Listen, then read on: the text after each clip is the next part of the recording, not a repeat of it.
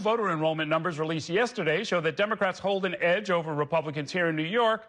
But what will turnout look like among the state's younger voters, and what issues are driving them to the polls? Joining me now to talk about that and more, we've got a special panel. Gavin is the president of the New York Young Republican Club.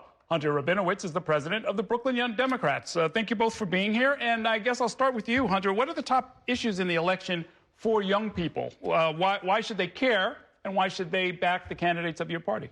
So I think for young people this election cycle, we have three really major issues. First of all, affordable housing and cost of living, very expensive city, and a lot of young people want to get a start. We have education, specifically access to higher education and affordable higher education.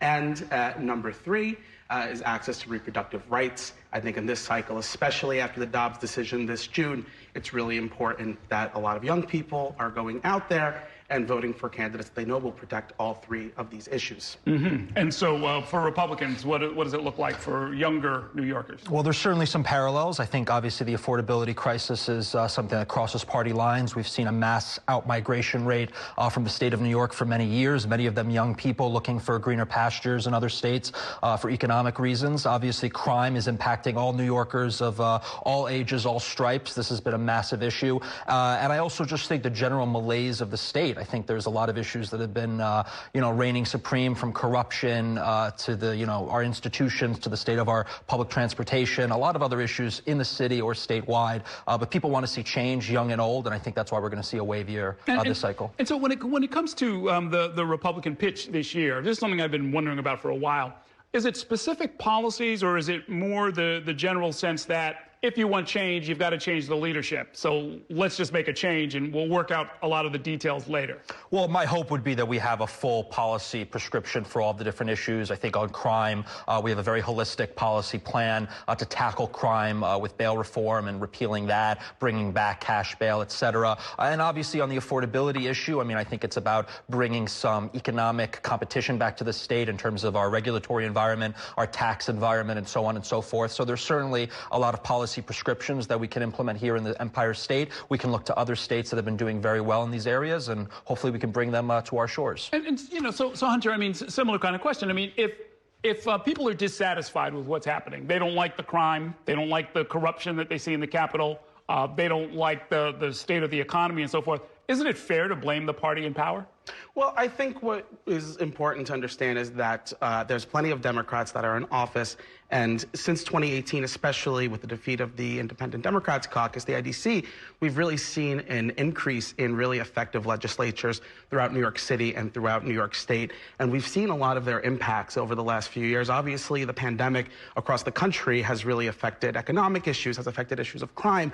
However, we have seen real solutions from Democrats to address the root causes of crime and just general economic inequities throughout the state, and we need to reelect Democrats to keep fighting for that. We're always urging young people to get more involved in the process, and without going down the rabbit hole of what I know is a very complicated situation in Kings County, what has generally been the relationship of young people to being able to help out and get involved on behalf of the Democratic Party? Yes, so I think in Brooklyn, whether with the Democratic Party, the local Democratic Party or not, young people have been feeling really empowered, especially since 2016, to get out there and fight back against an ultra-conservative MAGA wave here in New York State and again across the country. And I think these are the trends, although there's plenty of issues in New York State, there's no question about it, I think these trends are going to really continue, especially for mobilization, for down-ballot Democrats and up-ticket Democrats, and of course for young people going out there to vote for Democrats this cycle. Similar question. I've seen different, groups of young Republicans who have contending claims to authenticity and connection to the party. Regardless of how all of that resolves itself, do young people have an open path to come in and support the Republican ticket?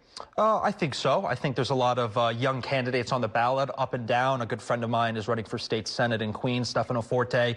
He's set to be the youngest individual in that chamber in its history. So there's certainly a lot of young energy this cycle in New York, in the city, in the state, and nationwide. And we're looking to continue to cultivate that. But I definitely think we are bringing a lot of young, energetic candidates. We have several candidates in the Hudson Valley that are on the younger younger side as well. So I think that plays out both in the leadership roles within the party apparatus as well as our candidates. And for both of you, I mean, there are a lot of different ways to be active politically.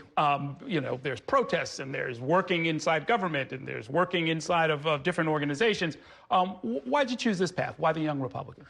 It's a historic organization. We have our hands in many things, like you mentioned, on the grassroots side, in government. We get to sort of straddle between it. But obviously, you know, many of us work in the private sector, and that's our full-time job and our vocation. But obviously, this is our passion, and it provides a good avenue to get involved in the political process, but not exactly being it full-time as a full-time staffer or a full-time operative. So you have a good insight into both sides of the world. I met you down at a protest down at Borough Hall, and, you know, I'm sure lots of people, probably including your parents, are like, what's a nice guy like you spending all your time on this for? Why not get involved in something else? What led you to the Young Democrats? Yeah, you know, I got involved with Brooklyn Young Democrats back in 2018 when I was running for the first time for county committee.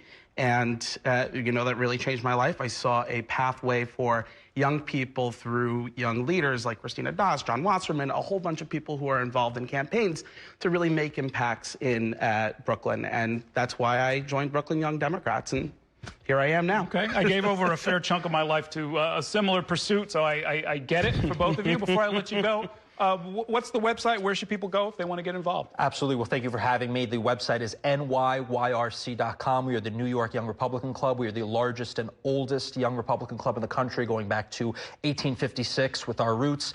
We'd love to have you join, 18 to 40, a lot of events, a lot of speakers, a lot of great events, and hopefully a great election this year. Okay. Yeah, and Brooklyn Young Democrats has celebrated its 12th year. We're the real Young Dems.